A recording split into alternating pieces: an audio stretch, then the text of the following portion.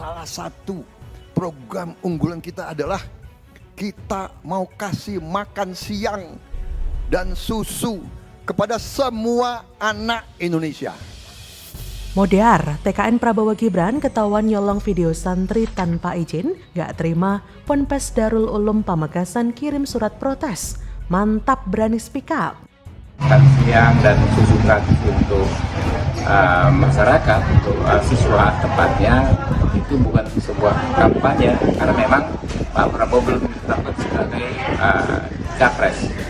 Itu merupakan gagasan. Jika mau kasih makan anak-anak miskin, bukannya kita tinggal kasih saja. Karena nggak mau pakai duit pribadi, mau gunakan uang negara. Walah Pak. Bila kasih makan orang miskin pakai duit negara, semua orang juga bisa. Halo, dengar suara JJ di channel Redaksi Jurnal. Heboh di media sosial, pegiat media sosial Guntur Romli di akun X-nya @gunromli memposting berikut. Protes dari Ponpes Darul Ulum Banyuanyar Pamekasan Madura pada tim kampanye Prabowo Gibran karena mencatut video santri Darul Ulum tanpa izin dan dipakai kampanye. Mentang-mentang punya paman di MK, bisa seenaknya gitu ya. Sembari menautkan sebuah fotokopian surat berkop Pondok Pesantren Darul Ulum Banyuanyar. Nah, sementara dilansir dari realpolitik.com, Pondok Pesantren Banyuanyar Pamekasan Madura Jawa Timur berkirim surat ke tim kampanye nasional Prabowo Gibran di Jakarta. Surat tertanggal 16 November 2023 itu berisikan protes terhadap TKN Prabowo Gibran atas pencatutan video santri Pondok Pesantren Darul Ulum Banyuanyar dalam sosialisasi program Prabowo Gibran.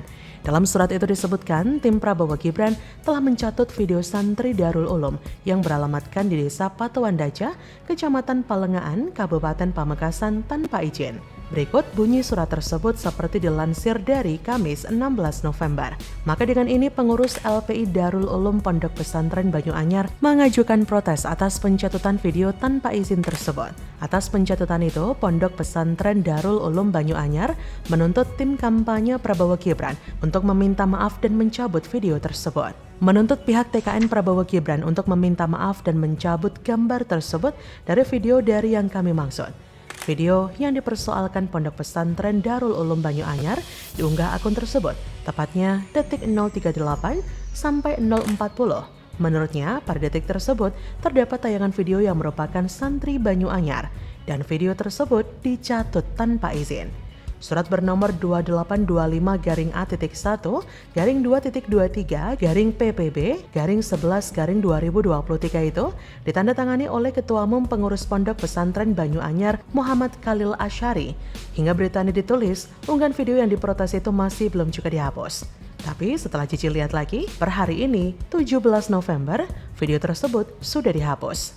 Dalam unggahan yang dilihat realpolitik.com, video tersebut berisikan kampanye Prabowo tentang program makan dan susu gratis untuk para siswa dan santri di seluruh Indonesia. Unggahan tersebut menampilkan beberapa potongan video anak sekolah, termasuk juga santri Banyuanyar yang dipersoalkan itu.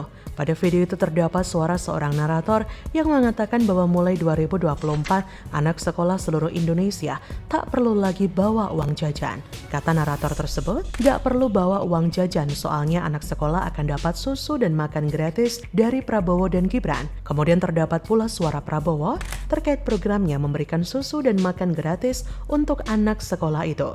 Kata Prabowo, kita mau kasih makan siang dan susu kepada semua anak Indonesia, termasuk usia dini, termasuk semua anak di pesantren. Si narator tersebut melanjutkan, program makan dan susu gratis itu agar gizi anak Indonesia terpenuhi setiap hari, sehingga menjadi anak yang sehat dan kuat. Wah, ini sih semena-mena namanya. Mentang-mentang masih ada paman di MK. BTW, sudah pada tahu belum? Anwar Usman sama sekali tidak dipecat keluar dari MK loh. Dia itu cuma dipecat dari posisi ketua MK. Jadi sang paman masih bercokol di Mahkamah Konstitusi sampai detik ini. Pantesan, enak banget asal comot dompleng nama besar santri yang kita tahu suara mereka cukup besar di Indonesia. Nyatanya ketahuan tanpa izin nyomot video santri. Saya sih respect banget ya sama Ponpes Darul Ulum Banyuanyar Pamekasan yang berani speak up soal hal ini. Karena jika didiamkan, nanti mereka akan tambah seenaknya saja menghalalkan segala cara untuk menang. Ya persis seperti apa kata capresnya, korupsi nggak apa-apa asalkan sedikit, nyolong nggak apa-apa asalkan sedikit. Waduh, bubrah sudah bangsa ini jika hal seperti itu dilakukan. Bagaimana menurut Anda?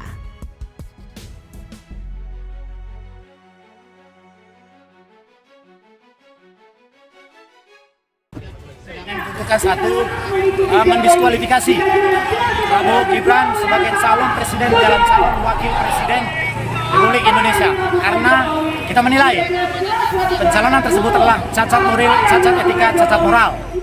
Rakyat Solo bergerak karena muak. Gugat Gibran 204 triliun rupiah ke pengadilan. Gibran kaget bukan main, malah naik pitam. Demi kekuasaan rakyat pun dikorbankan. Dijalankan aja. Kita hormati semua pendapat. Dituntut 406 triliun. 204. Ya, ya nggak apa-apa, semua masukan, kritikan, evaluasi akan kami tampung semua. Nggak bakal menuntut balik, Mas. Nggak bakal menuntut balik pencemaran. Ya, ini semua prosesnya dijalankan saja, ya. Halo, dengar suara JJ kembali di channel Redaksi Jurnal. Wali Kota Solo yang juga Cawapres Gibran Rakabuming Raka menanggapi santai gugatan 204 triliun yang diajukan oleh alumnus Universitas 11 Maret. Gibran mengatakan pihaknya menghormati semua pendapat. Ia berkata, "Ya udah, dijalankan saja, kita hormati semua pendapat." Mengenai gugatan 204 triliun yang diajukan, Gibran tidak mempersoalkannya. Disinggung mengenai banyak yang tidak setuju putusan dari MK dan MK, Gibran tidak menyoalkan hal itu.